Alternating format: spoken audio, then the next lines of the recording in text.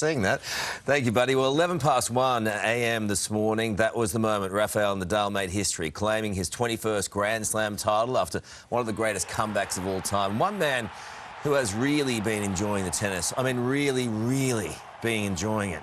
Treasurer Josh Frydenberg joins us now. Treasurer, good morning to you. A bit bleary-eyed this morning.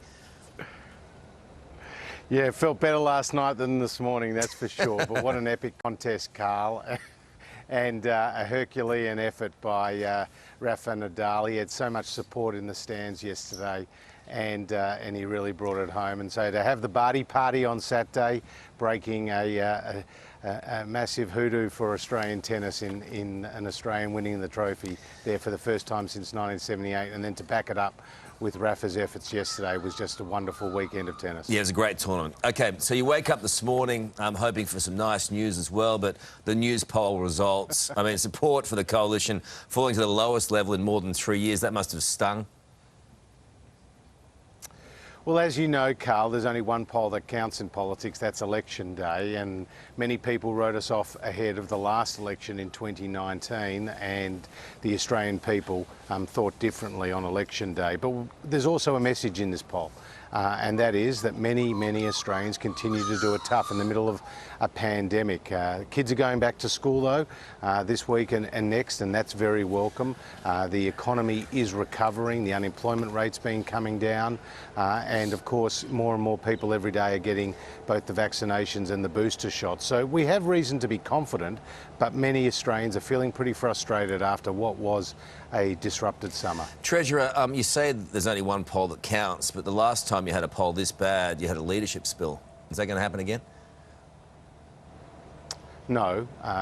Scott Morrison has done a really good job in very difficult times, and he will be the first Prime Minister to go to an election after serving a full term since John Howard, and he'll campaign very strongly. There have obviously been many issues through this pandemic that have been challenges for both the government and for Australian families and businesses. But that's because there's been no rule book. And you've got to benchmark what has happened here in Australia compared to what has happened around the rest of the world, Karl. We have one of the lowest mortality rates in the world, one of the highest vaccination rates in the world, and one of the strongest economic recoveries in the world. That being said, many Australians are still doing it tough, and we acknowledge that, and that's why we're working every day to support them. Well, at the moment, the way it stands, you're going to get crunched at the next election.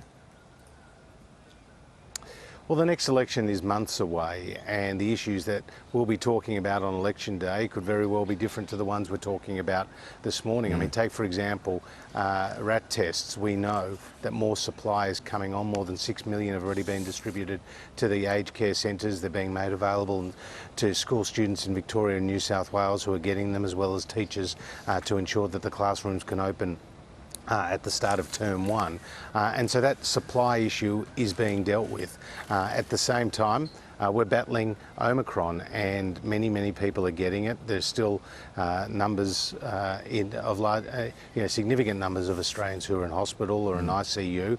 Fortunately, those numbers are coming down, and the medical experts say that we're heading towards the peak. So there is reason to be optimistic and confident. OK, a schoolyard fight has broken out between you and your New South Wales counterpart. Take a look.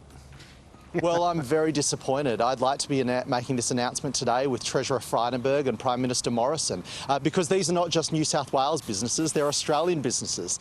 OK, why weren't you supporting businesses? Well, these are the facts, Karl. Every single day of this pandemic, we've been supporting businesses and indeed families right across Australia. In New South Wales alone, we have delivered more than $63 billion, and we continue to roll out economic support. For example, if you're a small business in New South Wales and you incur a loss as a result of COVID, you can go to the tax office and get a cash refund off the back of taxes that you've already paid. So why would Matt Kenny? This guy's a member of your own party. I mean, why would he come out and say that when you're a couple of months away from an election? Well, I mean, that is not helpful, surely.